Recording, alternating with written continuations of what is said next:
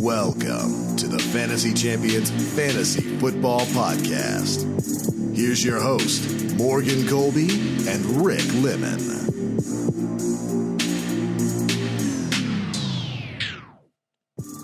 Welcome to the Fantasy Champions Fantasy Football Podcast. It is Tuesday, March 10th. My name is Morgan Colby. I got Rick Lemon right across from me as always. What's up?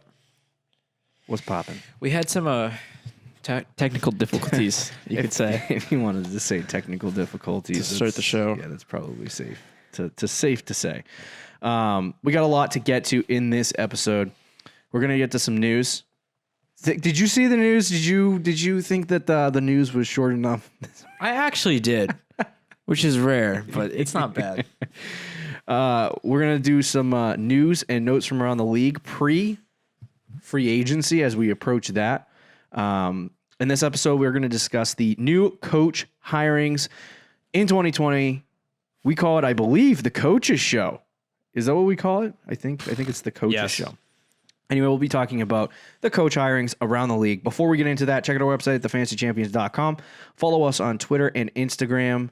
At the FF Champs on Twitter, at the Fantasy Champions on Instagram. Like us on Facebook at facebook.com/the Fantasy Champions. Subscribe wherever you listen. Click the bell for notifications on the YouTube. And leave a review. And be sure to share this podcast with your friendonies. Let's get started. What was that face for? I don't even look up when I do the notes. That time I happen to look up and see your face. How often does your face react? No, usually doesn't. This one, except when you say friendonies. Let's get to the news. NBC Sports Boston's Tom Curran believes chatter that free agent Tom Brady could end up in San Francisco is real. I'm just going to go through all the Tom Brady news. I think I brought this up a week ago, and you just dismissed me. I really did. Ian Rappaport also reported. I'm just going to go through all the Tom Brady news, and then we'll talk about it. Ian Rappaport said he hasn't heard anything about the 49ers signing Tom Brady. The Boston Herald reports Tom Brady and the Patriots coach Bill Belichick spoke by phone Tuesday, and it, quote, didn't go well. That was also followed up with another report by Adam Schefter that said the call was business as usual, and it did not happen yesterday. It happened whatever. I don't even know when yesterday was, or Tuesday. It didn't happen Tuesday. It happened before, and it was business as usual. Sounds like mixed reporting. Yep. Mike Reese expects the Patriots to offer Tom Brady a deal worth $25 million annually. So with all of that news, and you got a little bit of news before our Tuesday show, we will talk about possible landing spots for Tom Brady on the Thursday show of Tom Brady. If Tom Brady already has signed by that point, we apologize.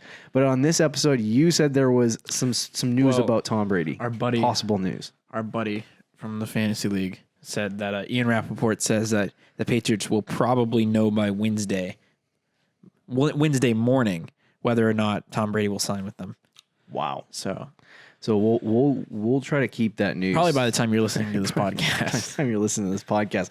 Tom Brady might be a Patriot or might not be a Patriot.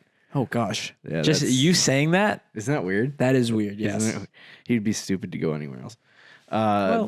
Panthers re-signed Kyle Allen to a 1-year, $585,000 contract. That's a good backup. Yep. Good backup. Impending free agent Emmanuel Sanders said he has yet to talk to the 49ers about a contract, or they haven't contacted him about a contract. Appearing on ESPN's NFL Live on Tuesday, Robbie Anderson said there's mutual interest between him and the Jets on a new deal. And then Mike Garafolo of NFL Network reported that the Jaguars are not shopping Nick Foles. Did you see somebody on ESPN? I don't remember his name, but somebody was saying that the Eagles should trade for Nick Foles. He's being serious. No. Okay, I was like, dude. Yeah, that's not good. Garafolo also reports that LaShawn McCoy isn't expected to return to the Chiefs in 2020. I don't see a market for LaShawn McCoy. No, he's probably done. Yeah, he's toast. Speaking in Thursday's radio interview, impending free agent Amari Cooper said he wants to be a Cowboy for life. I've also heard the Patriots and a few other teams are interested. I know the Patriots. In Amari Cooper? Yeah, Well, yeah. I mean, we're also probably interested in like everyone. Yeah. Chargers re-signed Austin Eckler. There's some actual re-signing news. There's a lot of guys that are in talks but not re-signing. Austin Eckler to a 4-year, $24.5 million contract. I would say that this puts the nail in the coffin of Melvin Gordon's career as a Charger. I agree with that. Melvin Gordon is officially on the market, I think. He's gone. It's going to be interesting to see where he lands. Yeah, Because the running back market is kind of, especially with Le'Veon. Well, with Le'Veon Bell last year too, our team's willing to pay a running back like legit money. I don't think so, and I think this would have been a good deal for Melvin Gordon, to be honest with you. Yeah, I know. NFL Network reported the Raiders are interested in Marcus Mariota. Don't know why. Adam Schefter reports that the Saints plan to use the first-round tender on restricted free agent Taysom Hill. So I'm thinking that unless a team believes he's worth a first-round pick, he won't be going anywhere. The Dallas Morning News reports that the Cowboys' latest offer on Dak Prescott included a $33 million deal, $33 million annually with $105 million guaranteed. He said no. He said no. He said no. Ew. Good luck, Dak. He's gonna get franchise tag, so I don't know what he's holding. Like, I think that's why he's doing it. He knows he's going to get franchise tag, so he's like, all right. no point. Yeah, but he's not going to get paid $33 million with the franchise tag. So the Cowboys are kind of just like being like, "Hey, dude, sign the contract." I don't know. I'm not. I'm not the Dallas Cowboys. Expert. Is that what you're saying? Yeah, not in this matter. It sounds like a cop-out answer, bro.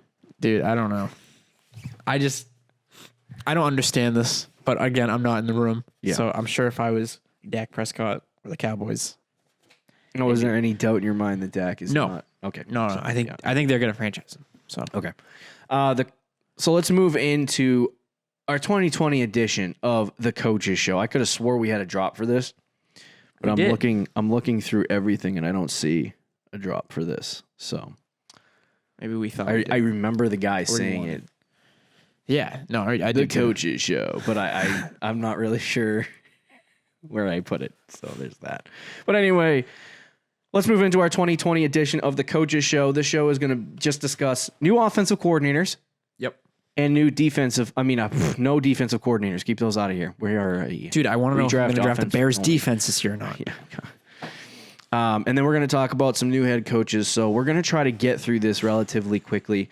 This is one of this and the commissioner show are for a very select few. But I personally believe that figuring out what coaches do can give you a little bit of insight into what a player might like for the running back position or the wide receiver. We saw last year with Adam Gase and Le'Veon Bell. Right. They tried to get him involved a little bit, and we talked about how we knew going into the season that could be a problem. Gase likes to split snaps on BBC. So we'll talk about some of that. Some of them are going to be a little faster than others because nothing really changes with that person signing. So we'll go over that. But last year we had a lot of defensive coordinators get jobs. This year it was the opposite. It was either old head coaches or offensive coordinators that got head coaching jobs this year. So let's start out with the offensive coordinators. The Rams got rid of their offensive coordinator last year after a that's okay performance last year. Very, very underwhelming. They went forward with signing the Redskins OC, correct, Kevin O'Connell. Yeah, that's an eh. Was O'Connell under Shanahan? I don't remember. Was he there? Okay, because if which Shanahan are we talking? Mike Shanahan? Yeah, probably not. That was a long time ago. Shanahan. I don't know anymore. Because I was gonna say because McVay is a part of the Shanahan branch. Yeah. So if bringing him would make sense, but I don't know if he's even involved with Shanahan, which is why I was asking. Yeah, no, I have no idea. He might be. I'll look it up. I was like doing research on some of these coaches, and I was like, Kevin O'Connell, where have I heard that name before? I mean, he's the offensive coordinator of the Redskins, so no, he's probably not. He's very, very young. He's only 34 years old. He was a quarterback. For the Patriots. Yeah. So that's why I was like, where did I hear that name before? He was a quarterback in the NFL. I don't think this changes the scheme for the Rams all that much. No, because McVay is an offensive-minded coach. Yes, he's kind of going to run that system. So I don't think it's going to change much. Do I think it's? I don't understand it really because the Redskins kind of blew offensively. I think it's just McVay picking a guy that he likes. Yeah, it's not really. That's one of the ones. Like you said, McVay's going to control the offense anyway. Yeah, I don't think he makes much of a difference. The other guy is Redskins Scott Turner, who is the offensive coordinator. I mean, he was the quarterback's coach under Ron Rivera. So he was a carryover for Ron Rivera, who's now the head coach of the Redskins, which we'll discuss later. Right. I don't want to spend too much time on Scott Turner because we will probably discuss the offensive system of Ron Rivera a lot, and that is going to include Scott Turner in that whole conversation. Yeah. So the system should stay very much the same under a Ron Rivera head coaching job. Like I said, we'll talk about how the Redskins look next year. Right. So let's talk about two guys. Dolphins hired I did not realize this until I did the research. They fired Chad O'Shea. Yeah, I do remember. Wide receiver coach from 2 years ago. The carryover with Brian Flores. Did they hire him this past year? Yeah, when they hired Brian Flores, Brian Flores hired Chad O'Shea as the offensive coordinator from New England. Did they fire him after the season, or was it after the season they fired him? That makes no sense.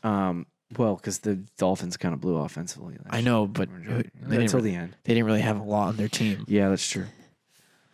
But anyway, he was fired or left or whatever. But he is now, I believe, he's the quarterback's coach for. Dang, what team is it? I think it's Chad O'Shea, Washington. Yeah, I don't know. It doesn't really matter. No.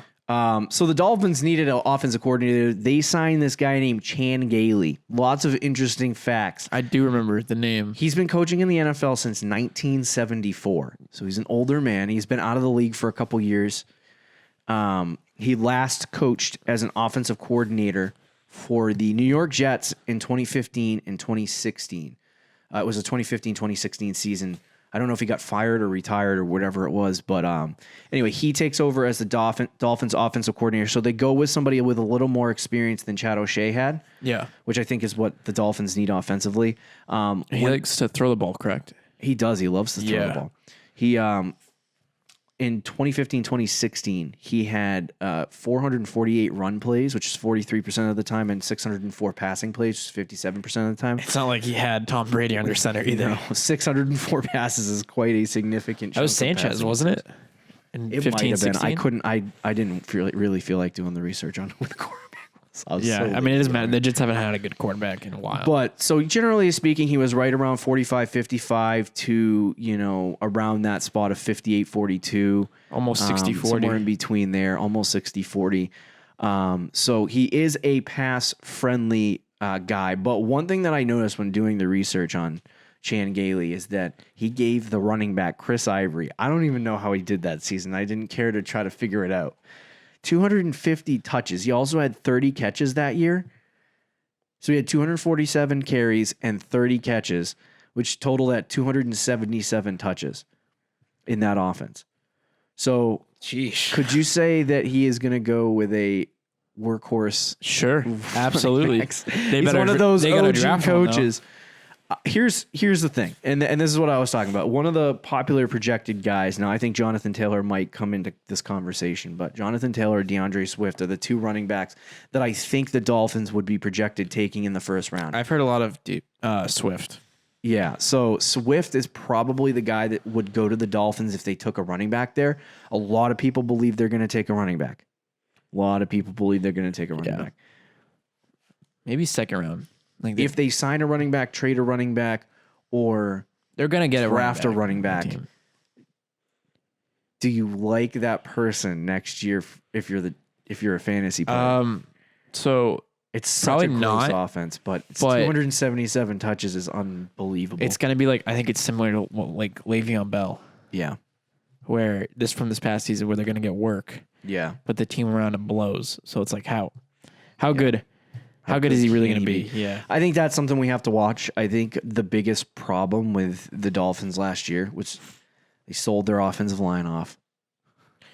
Right.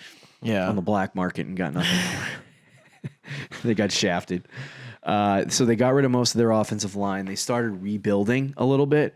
And I'm curious to see if they add some, because they weren't bad at the end of the season. Their running game was putrid, but their passing game was not bad at the end of the season. So I'm curious to see if they add some offensive line help, if that would bolster the running game a little bit more to help the team. But there's such a bad offense that it's like, does Chan Gailey make that much of a difference? I don't really think so. I mean, that's going to be something though that we won't know until later in the season.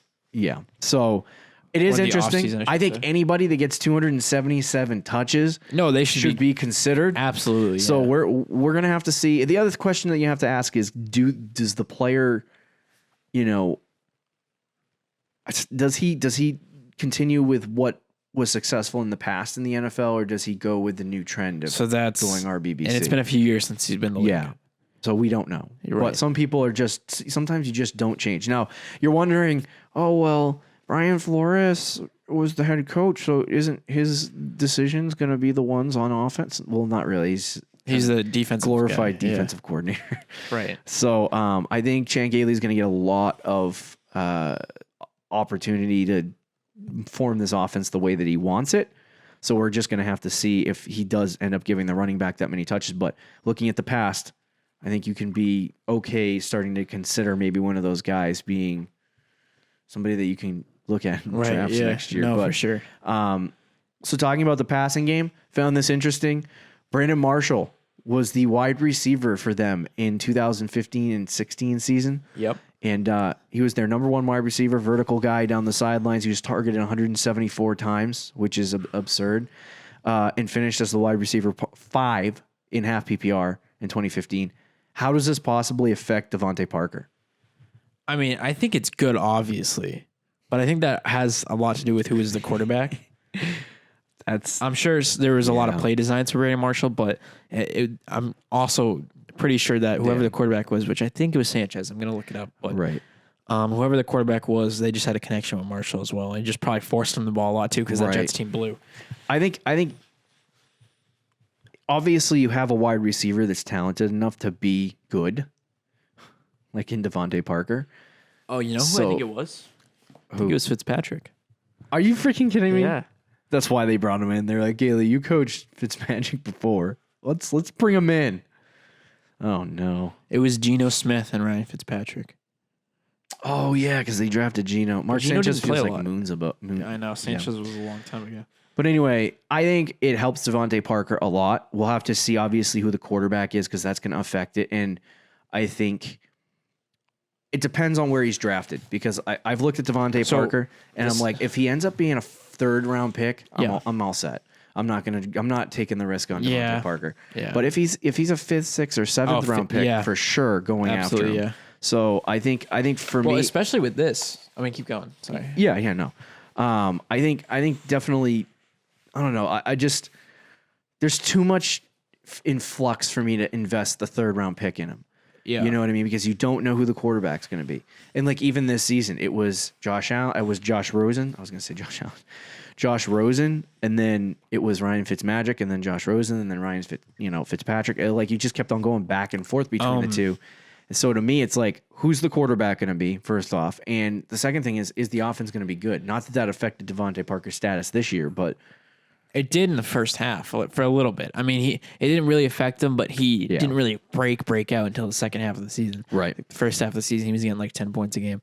But for me, with Devontae Parker, what I would say is like, if they do what most people think they're going to do, which is draft a quarterback, but start the season with Fitzpatrick. Yeah. So they pretty much have the same team, maybe get a running back in there, but have Fitzpatrick as the quarterback and Devontae Parker as the number one wide receiver to start the season. Yeah. Then I would absolutely love Devontae Parker because going by this, in 2015, 2016, as you said, Fitzpatrick was the Jets lots quarterback. Of 2015 stats. Obviously, things change and all kinds of weird stuff is happening. Which is true because, it seems like Fitzpatrick always has a guy that he likes, like no matter what team he's always been to, there's some wide receiver that he throws to a lot that he has a security blanket, like Mike Evans when he was with Tampa.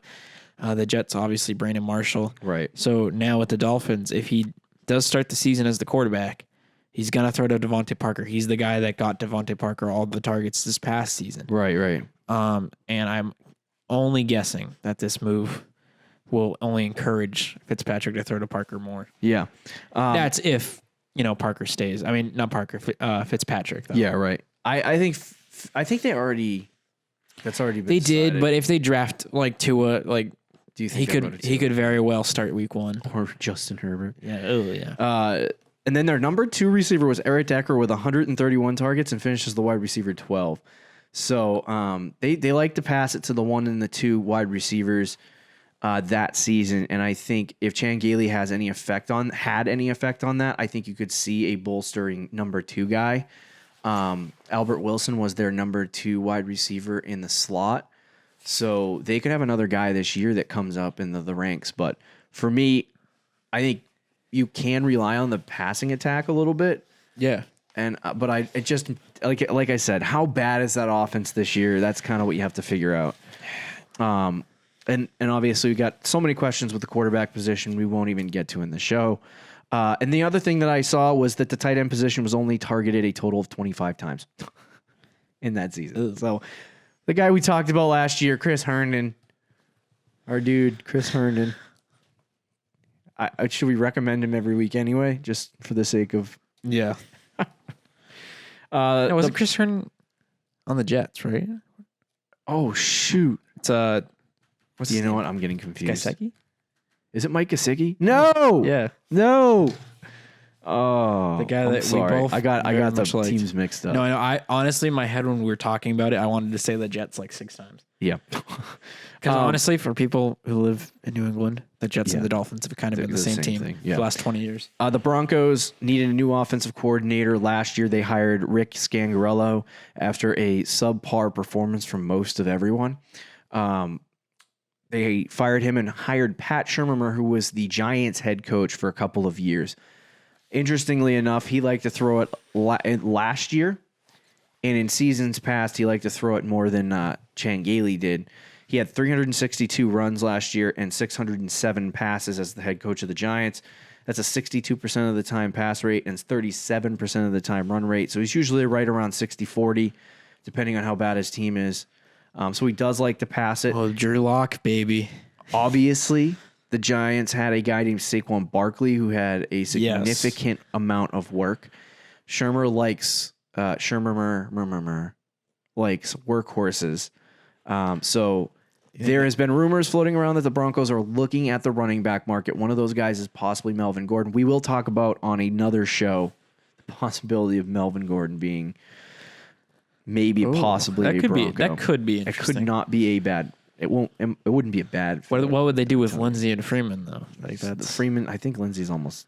I don't. Is he don't quote me. I don't. He might be a free agent. I don't think he is though. But anyway, whatever happens in free agency, let's assume nothing happens in free agency and they stick with Lindsey and they stick with Royce Freeman. Sure.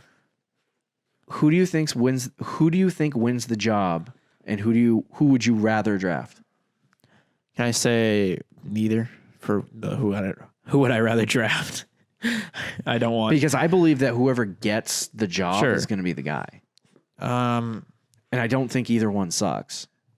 So yeah, but Rick Scangarello was just drunkenly walking around calling plays last season. Like if they do the same thing with Lindsey and Freeman, I think they're both. Yeah. Like I know Pat Shurmur likes to have one guy. Pat Shurmur, but I don't know. I think if they like they're gonna split between Lindsey and Freeman again, unless they go out and get a guy. See, I don't think they'll hold on to either. Like if you think, let's say Royce Freeman wins the job, and you think he's been better than Lindsey, do you think Pat Shurmur will just forget about Philip Lindsey? Like I don't know if they. I don't think he'll go into the season with both. Well, so that's a different argument. Yeah. Because then they would trade somebody or cut somebody. Yeah, I guess. I guess to answer your question, I mean, it doesn't. I really don't care who wins. I would probably say the amount of times you're gonna say Freeman. The amount of times that Lindsey has had to win that job. I know, poor guy. And I'd still say Royce Freeman because I love. Because you're a Royce Freeman. He's actually really good. He's just not ever utilized at all. So the other thing is that Saquon had 68 receptions. So the guy with the best hands, I think, would win the job between the two of them. They like to throw it to the running back position. So They passed it 607 times. The New York Giants passing attack did suck for a while. Yeah. Like that's the last couple years. I don't know how long Shermer coached. Eli Manning was on the back nine. But is this a concern for Drew Lock or? No, I don't think so. I was trying to figure out what word I was going to use to intro that sentence, and it was is, and I said if. Because, like I said, I think that's just more like Eli Manning was in the back nine of his career. Yeah. So, and they were losing in games a lot as well, which forced bad plays by like Eli. It makes me nervous. I still don't know what to field. expect from Drew Lock. I know. I like Drew Lock, but I think the hype for him could be a little much. Yeah. When he had a talented wide receiver one, he liked to target him, i.e. Odell Beckham. Could this impact Courtland Sutton? I would say yes. Yeah. I don't think he's going to become Odell Beckham No, by any means. Although, did you see that one-handed catch at the end of the season last year? He's a touchdown. He's extremely talented. He's a beast. He's probably one of the guys that you could throw on the list that was very similar to Chris Godwin last year, coming into this year. Yeah, I think for you can sure. put him on that list. We're not saying that he's going to be Chris Godwin. No, but he's the wide receiver. He has too, that kind of breakout. He has that kind of breakout potential. Right. I want to do a lot more scouting on Courtland Sutton this year, going into next year. He also targeted the tight end position over 120 plus times, probably due to the fact that Evan Ingram is just a monster. But even when he was out, they like to target guys not named Evan Ingram in the tight end position. There's a man, my favorite guy. I was gonna say Noah Fant. Love you, Noah That's good. Fant. That's great news. That's a for good Noah sign. Fant. Yeah. For your boy. Yeah. So I actually, and I was thinking about it too.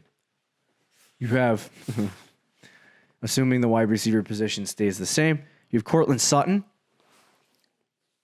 Pretty good. Sure.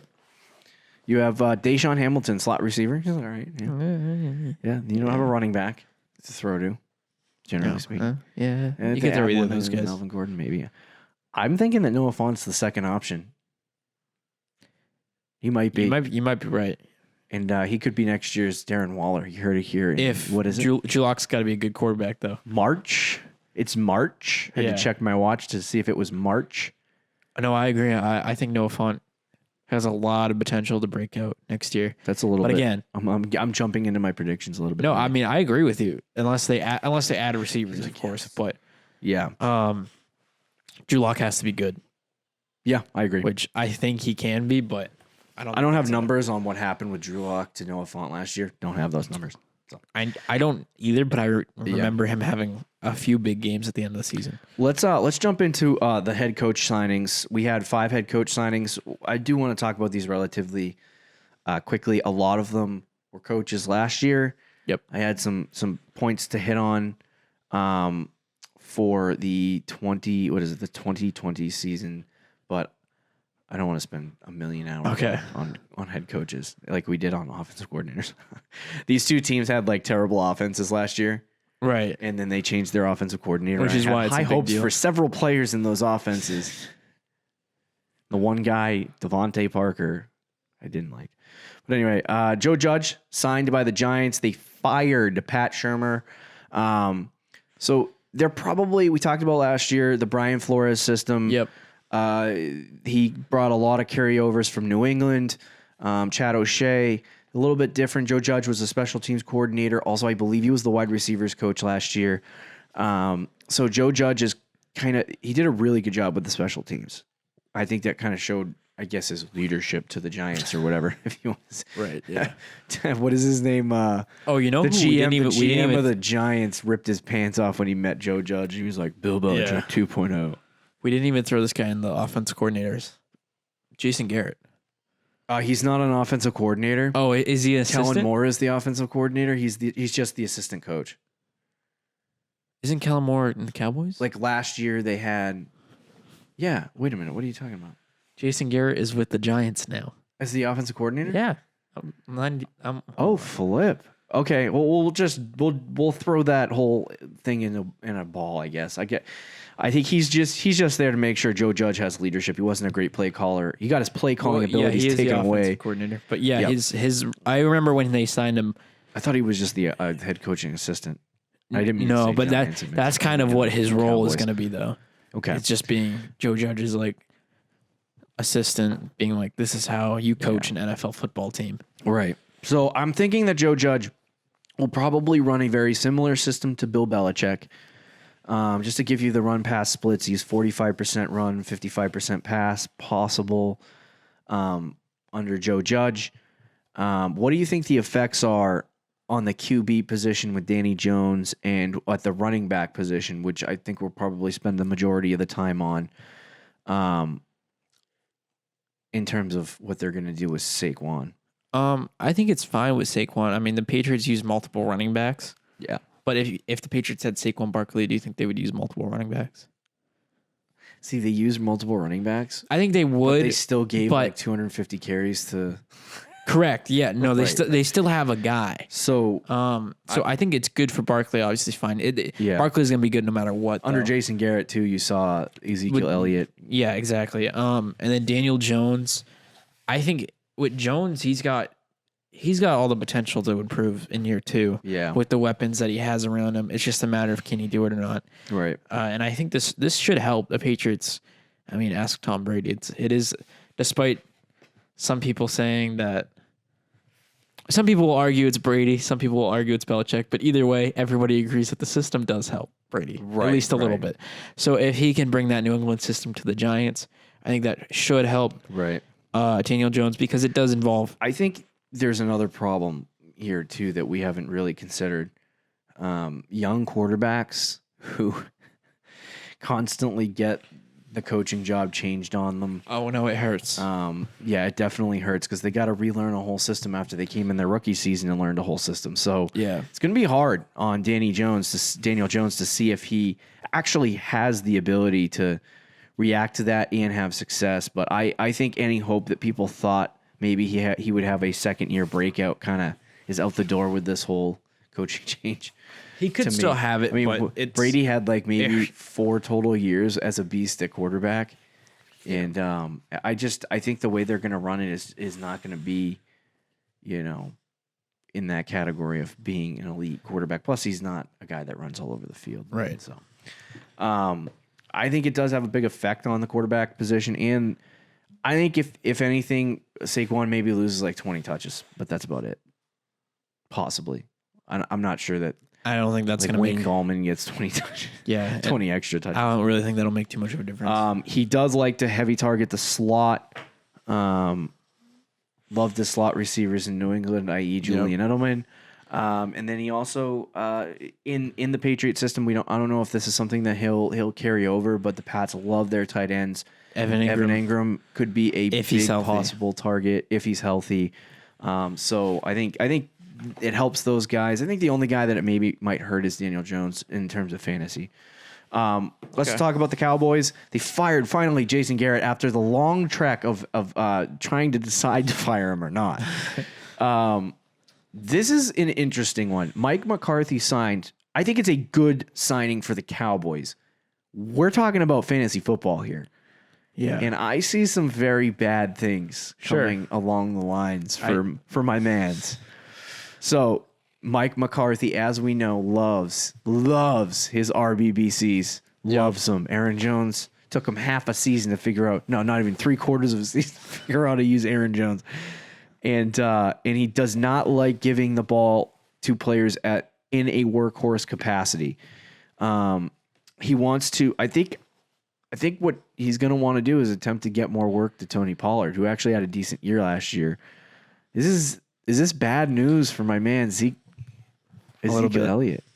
If that's what they do, then sure, a little bit, because they're going to just use Pollard way more than they did last year. Not way more, but they'll use him more, right. Which should have hurt Zeke. But honestly, if Zeke gets used less, but his touchdowns increase, which is a lot of people think it will, considering he only had 7 or 8 touchdowns last year. Right.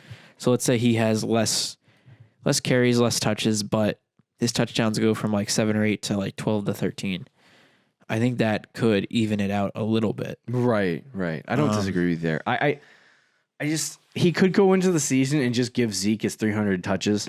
That could happen too, yeah. Or he could just give Zeke like 225. I don't know. Did Mike McCarthy ever have a running back that has the pedigree of Zeke, No. or that they're paying him as much? Like Right. Aaron Jones came out of nowhere, and just because he was doing good, he didn't have. It wasn't like he was a first round pick or anything like that. It does make me nervous because it took Mike McCarthy so long to figure out how to. No, that is true. Yeah, utilize him. We'll see where people start ranking him. Approaching the NFL draft, a lot of fantasy football account. We're going to be doing after free agency. We're going to be doing our ranking shows in about 2 weeks. So around that time, everyone else is going to be doing the same thing. So keep an eye on where people rank Zeke, because I think the Mike McCarthy effect might bring him down a few spots. And also the fact that the last couple of years he's been, a top 2 drafted running back, top 3 drafted running back, and has finished 4 or 5 in the last couple of years. So is his lack of production on a week, like he's consistent every single week, but his lack of, like last year, I owned him. I was waiting for those 30-point games. Never happened. Are those games not happening going to cause people to be like, I don't really like the way he maybe performs. I don't know. Well, Rodgers was consistently a QB1 when Mike McCarthy was in charge. And if he's there, I think it's good news. Sure. If he's there. Yeah, they'll franchise him. They'll franchise him. He'll be there. If Amari Cooper stays, they can only franchise one, so one of them is becoming a free agent. What it sounds like is Cooper wants to be back there, and he's going to try to make a contract work out. They're going to tag Dak because Dak is you need your franchise quarterback. Yeah. So, but Cooper, if he stays, I think could see a bump in that category as well. McCarthy had outside receiver Devontae Adams, who is a massive success. I think Cooper could see that same success with Mike McCarthy as his head coach. Yeah. And then as far as, I'm sorry, I just hit space and my entire page disappeared. No, you're good. And then the tight end position was relatively worthless when he was with Green Bay. So yeah, I mean, it's not like they have a tight end other than Witten, but is Witten even coming back? Is that confirmed? Yeah, he's coming back. He is? Yeah. Do you have any other thoughts like 100 years Mr. old. McCarthy? No, I think that's it. I mean, McCarthy, I don't think it'll be like individual guys will change too much. Like Dak will still be fine. Zeke, we might see a decrease, but I think it's Zeke, so he should be fine. And then Cooper will be good too. I think the other question is Mike McCarthy, how much power does he get on that team? Because he's going to get a lot. Because I think he's going to get a lot. What's his name? Got all his power stripped away. Who, Garrett? Yeah. Jason Garrett. Yeah. He had basically game plan privileges. I don't think Mike McCarthy would have took the job if he wasn't going to get, I don't know about all the power or anything like that, but he's gonna get a good amount of power. He got the best job out there. Yeah. Cowboys have the best team and somehow don't make the playoffs. It's like did they not make the playoffs? Oh my gosh, they didn't, did they? No. The Eagles got it. I don't think so. So let's move on to the next one. I think these are our last 2 guys. Oh, we have 3 guys, I'm sorry. Matt Rule. This guy is an interesting little hiring because you probably have no idea who the crap he is. He's a college guy. Baylor head coach. College guy. So just start this off. They don't target the tight end position at all. Literally at all. At all. So we can just get by that real fast. That's why they got rid of Craig Olsen. Do you want to hear these numbers, these splits? I don't know if this is because of the way their team worked out last year, but in the 2019 college football season, he ran it 504 times. Maybe I going, oh, that's a lot of runs. College football, sometimes they do it. You want to know how many times he passed it? How many? 444. He ran it more than he passed it. That is interesting. So, and anybody who owned Christian McCaffery, licking their chops. We'll get to that in a second too. This guy is the weirdest. I don't know what's going to happen to the Panthers this year. Honestly, I was doing research and I'm like, I don't know. I threw all my notes in the garbage can and I was like, we'll see. He likes quarterback with mobility. Cam Newton. His quarterback ran it more times than any other player on his team. 124, I think it was. His quarterback ran it. Oh, and he only ran for 340 something yards, which is like 2.3 yards a carry. Sounds like all scrambled plays then. Yeah. So, which is probably why this number is weighted, by the way, towards the runs. it probably was more 50-50, but because his quarterback ran all over the freaking field on pass plays, it probably was a little more along the lines of 55 pass, 45 run. But because of the runs for the quarterback position, it might have changed it. He does like mobility at the quarterback position, Cam Newton. Cam Newton doesn't pass a lot regardless of whether he had Ron Rivera or like he would run it all over the field and do the same exact thing. Yeah. So you might see that like I don't know the word I'm looking for, but you might see that translate into his Panthers head coaching gig because Cam Newton doesn't necessarily like to throw the ball. He likes to run it all over the place unless he's hurt. Right. And so we'll have to see what the impact on Cam Newton is. I mean, it should be fine. I think it's good for Cam Newton, actually. But it's so funny because like 2 months ago, we were talking as if Cam Newton was already gone. Right. And now here we are. He's yeah. So this is what's interesting. He ran an RBBC. Do you want to know the split? What was it? 104 rushes for one guy and 109 rushes for another. Oh, that's right down the middle. Yeah. So they don't have another running back. No. I do think that this is going to, and I'm not this is not me going back to my hatred of McCaffrey. I actually do think that McCaffrey is going to take a step back this year, and I think which is what you said last year. It's not because he's gonna. It's not because he's gonna take a step back, like physically or ability wise.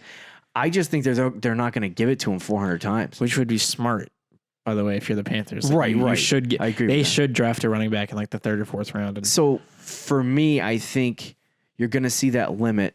And what I also noticed is they didn't pass it to the running. When they did pass it, they didn't pass it to the running back that often. Now, what I will say is, did he ever have a guy like McCaffrey at Baylor? Probably not.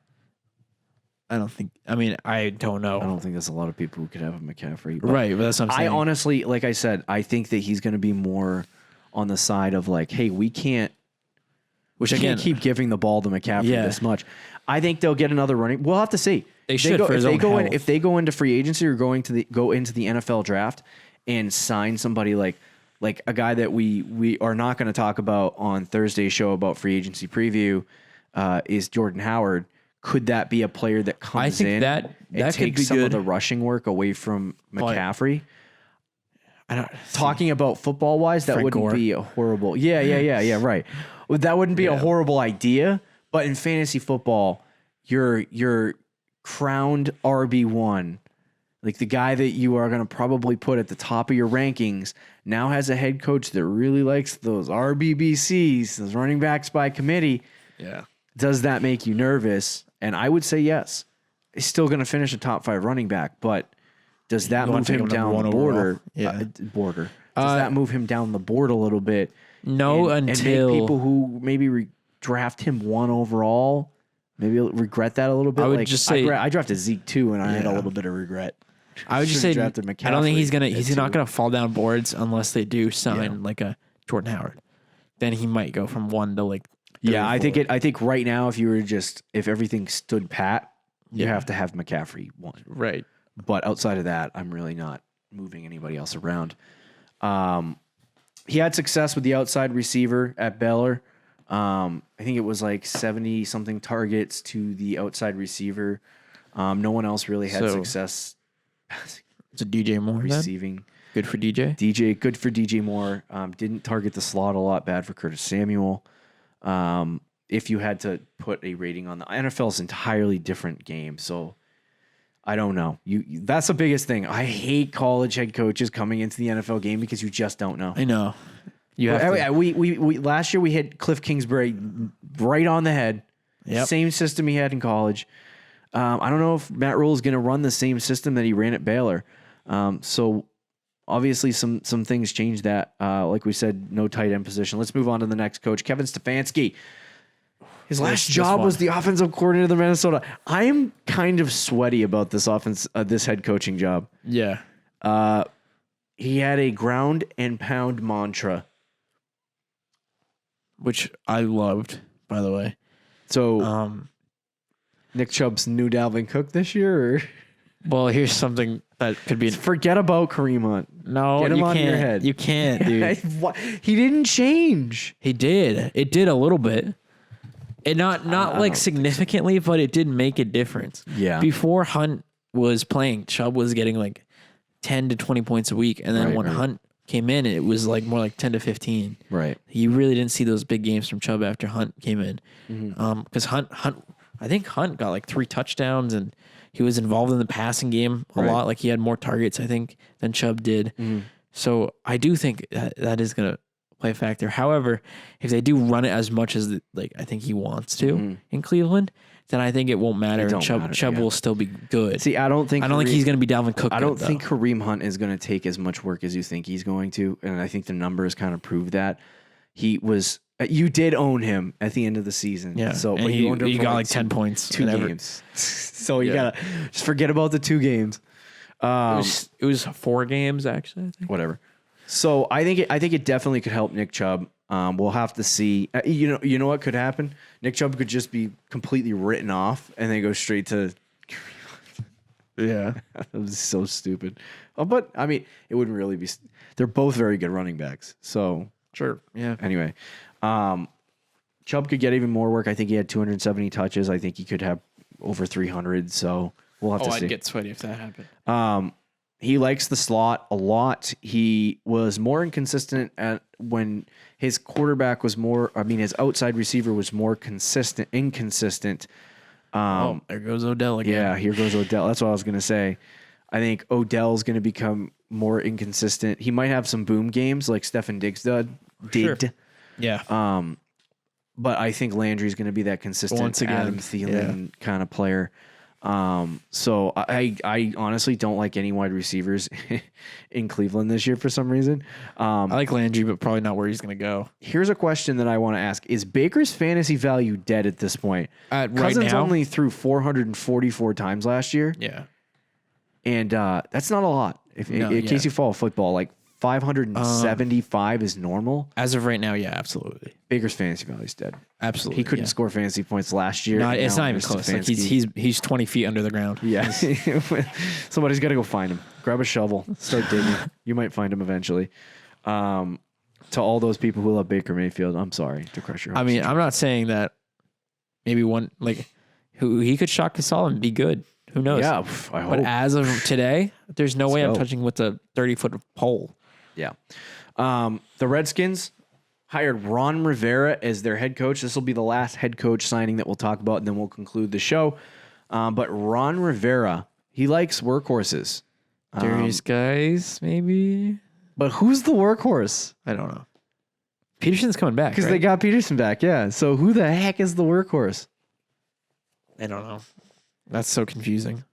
I don't know. Because I'll tell you. I think it's... Who did he give the ball to way too often? I want to say it's Geis, but... Christian McCaffery. So if it is Geis... Yep. My pants are off. Oh, I agree. I'm not even wearing pants right now on this podcast. Problem is Geis will get hurt. Because I knew we were talking about Geis will be like Dalvin Cook. Stop it. You know, it's I like it. I like it a lot, though. Yeah. I do too. I saw that and I was like, Terry's Geis? The wide receiver 1 position was hard to come by in his system. You saw McLaren. What was it? I think the only guy that had real Steve success Smith, right? Was Steve Smith. Which was like a long time and he ago. was like okay under Ron Rivera. They never really had a guy though after Steve Smith. He never had a guy, and DJ Moore was supposed to be that. He had some wide receiver 2s, but he never really had a full out wide receiver 1. So I think that's a little bit concerning for people who expect Terry McLaurin to take the step forward. But to me, there's too many questions surrounding McLaurin. And like even the fact that like you have Dwayne Haskins, you have possibly I think Alex Smith could come back if he recovers from his injury. So who's the quarterback? Does he have success? And does that translate to the wide receiver 1? Yeah, I don't. I think this is going to be another one of those years where there's nothing on the Redskins that's of worthy. Agreed. Unless Geis, is the number 1 running back and stays healthy, then I think Geis could be. But yeah, no. If Alex Smith wins the job, he's probably going to be a game manager. I mean, he's going to be Alex Smith, which fantasy wise is not great. Great. Yeah, except his 1 year with the Chiefs because he had Tyreek Hill and Travis Kelce. Yeah, right. But yeah, no, I think if Smith takes it, he's not going to do anything fantasy-wise.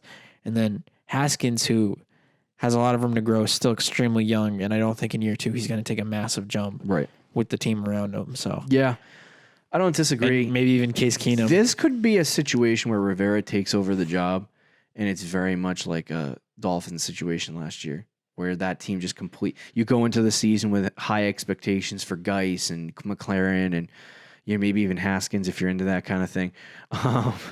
But you go into the season with expectations that these guys are going to be really good, and then they're just not. Like and that whole offense is trash, and then the Ravens rout them in 25 seconds. So yeah, I'm not excited about anything on the Washington Redskins. If there was a team that early in March I had to stay away from in fantasy drafts, it would probably be the Redskins. I mean, I love Geis too, so I would probably take him, and that was it. Yep, agreed. I think Geis is the only guy. Yeah. That'll do it for this episode of the Fantasy Champions Fantasy Football Podcast. Don't forget to check out our website at thefantasychampions.com. Follow us on Twitter and Instagram, and we will talk to you on Thursday, Fantasy Champs. Peace out.